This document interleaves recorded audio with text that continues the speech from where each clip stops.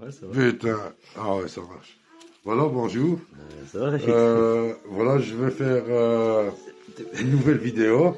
Mais je vais vous dire honnêtement, je ne sais pas quel sujet de conversation il y aura, parce que c'est pas moi qui décide. Euh, voilà, je vais vous présenter Koski. Ouais. Normalement, son vrai nom, c'est Koski. C'est un nouveau copain à toi. Ici en Belgique, on C'est un l'appelle nouveau. Koski C'est un copain à toi. pour pas soupçonner son nom. Voilà, voilà, ça c'est Monsieur Koski. Il est ici parmi nous, mais je ne vais pas vous dire où et dans quel village. Voilà, je sais vraiment pas de quoi tu vas parler, Koski. Je te laisse faire.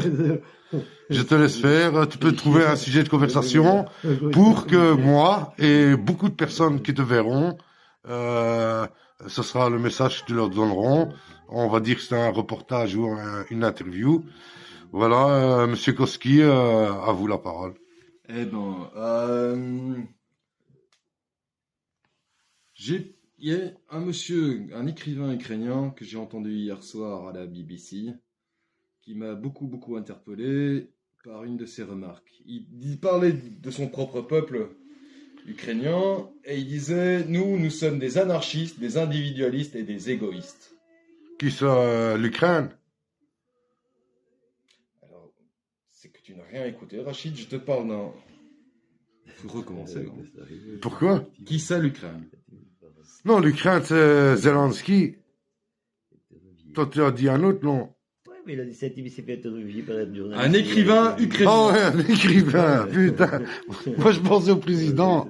Un écrivain. Ouais, excuse-moi, ukrainien. pardon, je parle plus. J'écoute beaucoup parce que j'aime être informé. Donc, j'ai la chance de connaître 3 langues, français, néerlandais, anglais. Et donc, j'écoute les informations dans ces 3 langues-là. Et je dois dire que faites-moi confiance. Toi, tu parles le flamand. Il parle Tu le vas à chaque fois couper. Excuse-moi. Ça doit être emmerdant pour Il les parle le spectateurs, flamand, ouais. hein, parce que eux, ils ont compris. L'anglais, ça, je l'ai entendu, l'anglais. Ouais, ça va, ouais. Rachid. L'anglais, je t'ai entendu parler l'anglais avec Si pour l'américain. chaque chose, tu vas... Ça va, Porouchki. Comment il s'appelle? Koski. Ah, Koski. Si pour chaque chose que je dis, tu interromps et tu demandes si c'est vrai ce que je dis, ça va durer longtemps. Hein. Bon, et les gens, à mon avis, tu vois, tes spectateurs, ils auront compris que si je dis que je parle néerlandais, français et anglais, ils vont pas en train de se dire, comme toi, en train de dire, ah, quoi, et tu parles néerlandais? Bah oui, je viens de le dire, je parle néerlandais aussi. Soit. Donc, je vous conseille de recouper les informations et d'avoir plusieurs canaux d'information. Et pour vraiment être mieux au courant et mieux comprendre les choses qui se passent dans le monde, si on est francophone, ben on regarde au moins les chaînes d'information françaises et belges et suisses et canadiennes. Là, on commence à avoir une meilleure vue des choses et j'espère quand même que tout le monde comprenne relativement bien l'anglais. Je ne peux conseiller qu'une seule chose, c'est BBC World. Il n'est pas de l'information continue comme les chaînes d'information continue, on creuse les sujets. Il y a les informations, bien sûr, toutes les demi-heures. Non, mais là, il traîne, hein, tout le monde sait ça. Mais vous allez mieux comprendre ce que c'est, ce qui se passe dans le monde et entendre des choses que vous n'entendrez nulle part ailleurs, que vous n'entendrez jamais ni en néerlandais, ni en français. Et vous comprendrez qu'on nous manipule. Les médias, il y a déjà 4 minutes qui est passé et t'as encore rien dit. Bah, c'est le sujet de conversation, grand. Ouais, mais ça, c'est des présentations. Non, c'est pas la présentation. Le sujet de conversation, les gens normaux, ils auront compris que ce qu'il est en train de dire, il y a une manipulation des médias, et pour couper à cette manipulation des médias, multiplier les canaux d'information. Voilà. Et donc, hier sur BBC World, ce monsieur, écrivain ukrainien,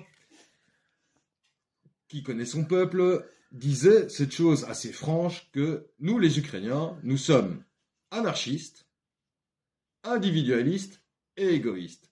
Et forcément, quand il y a quelque chose de grave qui arrive, là seulement, et uniquement là, nous sommes solidaires, et forcément, les Russes, ils sont en train de le payer, et de le prendre dans les dents, ce que ça veut dire à ce moment-là, la solidarité. Ça, c'est le sujet que je voudrais un petit peu plus creuser. la solidarité, il faudrait, nous, qui avons la chance de ne pas encore avoir la guerre ici. Mais, excuse-moi de t'interrompre. Non, je t'excuse pas, parce qu'il n'y a aucune raison que tu m'interrompes. Je préfère ce que tu dis. Est-ce que tu es pro-russe ou pro-américain? Je refuse de répondre à cette question-là. Pourquoi? Parce que c'est beaucoup plus complexe d'être pro-russe ou pro-américain. Si tu vois le monde comme uniquement un combat entre deux choses, tu as une vue extrêmement simple du monde. Le monde est beaucoup plus complexe que d'être pro-russe, pro-américain. Et de toute façon, en soi, ça veut rien dire. Russe ou américain. Quel russe? Quoi? Russe quoi? Pour l'État russe, pour la politique extérieure russe, pour le peuple russe, pour la culture russe, pour la langue russe. Que veux-tu dire par pour russe contre russe? Non, donc c'est bien que c'est la politique. Non, c'est la politique que je parle. C'est pas du peuple, c'est de la politique. Le pouvoir. Non. Tu as une vision, visiblement, toi, du pouvoir, Rachid, puisque les États-Unis, Rachid, ils ont tout le monde, toute l'Europe qui leur lèche le cul. Toute l'Europe lèche le cul. Et les Arabes avec, hein. L'Arabie Saoudite, elle non, ils se sont mis. L'Arabie Saoudite, elle taille même des pipes aux USA. Alors c'est bon, hein. Putain. Et les Marocains, tu sais ce qu'ils donnent aux USA? Tout. Ok, je vais pas dire plus, d'accord? Ouais. Alors, on peut remettre les points sur les i partout. Il n'y a pas de pour ou contre un tel. Ici, ça devient maintenant la politique extérieure. Actuellement, au niveau mondial, ça devient de l'inceste. Tout le monde baise avec tout le monde. Putain. Tout le monde baise avec tout le monde. C'est pas un sujet de conversation. Les Turcs et les Russes baisent ensemble sur le dos des Syriens. Ok? T'es quoi? T'es pour les Turcs ou t'es pour les Russes? Tu vois, tes questions, c'est pas comme ça. C'est beaucoup plus subtil que ça, les situations du monde. Ouais, c'est vrai. Ouais. Ah bah ouais, c'est vrai. Putain. Regarde maintenant. Moi, en tout cas, j'ai tout compris. Hein. Moi, je sais que Poutine, lui, dit la vérité et tout. Et que... Oui, et que les Ukrainiens sont un peuple tellement débile que quand il y a une armée ennemie qui rentre dans leur pays, ils commencent à bombarder leur propre ville. Mais bien sûr, c'est tellement logique. Et tu avales ça. Tu avales ça. Non, mais attends. Et c'est tellement... Poutine a tellement raison que le peuple... Il a tellement raison. Le peuple ukrainien est tellement nazi qu'ils ont voté pour un président juif. Oh, mais... non. Parce qu'il n'est pas de mère juif. Écoute, Vodolowski, machin là, son père était juif, pas lui. Peu importe. En plus, pire, c'est un Mechling alors, si tu veux savoir. Et même un nazi ne votera jamais pour un Mechling, d'accord? Ah ouais. Alors, ça, c'est déjà... Alors là, la Poutine et tout son entourage... C'est déjà le truc de base. S'il voulait mentir, il faut au moins que les choses soient plausibles. Aller affirmer qu'un peuple nazi, aller affirmer qu'un peuple est nazi alors que ce même peuple, aller affirmer qu'un peuple est nazi alors que ce même peuple vient de voter pour un président d'ascendance juive, c'est n'importe quoi. Il n'y a aucune... C'est impossible. Enfin, c'est totalement improbable. Si on veut monter quelque chose de faux, il faut qu'il y ait un fond un peu stable où on peut dire c'est probable. Le coup des Américains avec les armes de destruction massive en Irak, ça, c'était probable. Mais non, c'était pas probable. C'était faux. Et je sais pas, tu veux que je te dise le nombre de morts? Non. Non, Rachid. Personne n'a jamais rien dit aux Américains. Rachid, que la 4e armée du monde en 1989-90 avait peut-être des armes de destruction massive, c'est quelque chose de probable. C'était faux, mais c'était probable. C'était possible. Donc t'as cru.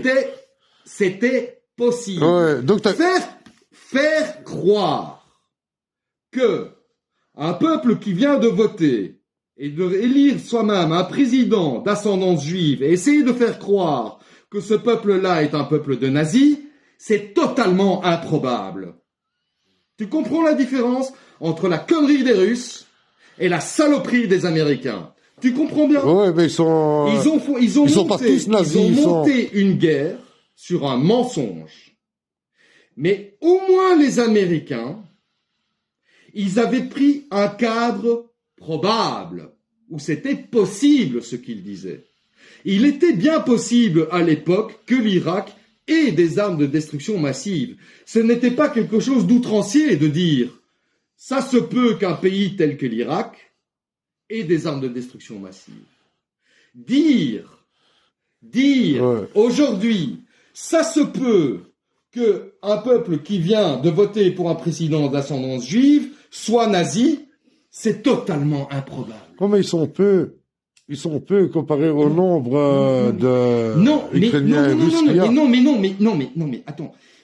Toi, tu es déjà aussi, tu es poutinier, quoi. Tu étais complètement, on t'a mis l'ARN de Poutine, quoi. Moi, déjà avant. Avant, quand j'ai vu venir donc ce que je dis qui est totalement logique. Quand j'ai vu ce que les Américains ont fait. Donc ce que je dis qui est totalement logique, tu restes blindé, quoi. Tu restes blindé. Non, je regarde, imperméable. Je regarde l'un et l'autre, tu vois. Tu restes imperméable à ce raisonnement, parce qu'il t'embête. Ce raisonnement que je viens de te dire t'embête. Devoir dire, oui, Poutine, c'est vraiment un trou du cul et vraiment complètement débile d'avoir monté